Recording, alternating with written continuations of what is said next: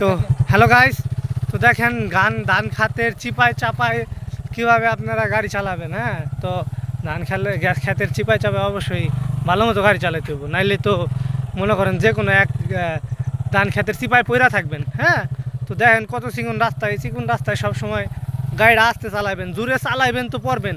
এই যে এখনই পড়ছিল, দেখছেন ভাই রাস্তাটা খুব কষ্টজনক। ধান খেতে চিপা চাপা আগে জানলাম এই ধরনের রাস্তায় বাইক নিয়ে কখনোই আসতাম না। আইসা যাবি বোধে পড়ছি, দেখতে থাকেন আপনারা।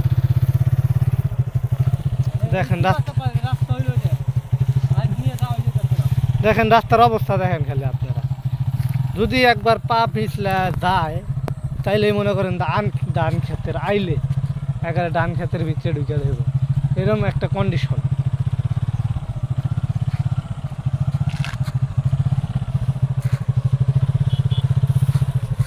যদি একটা মানুষ আসে, মানুষের সাইড দেওয়ার মতো জায়গা থাকে না এরকম ধান ক্ষেতের আইলে।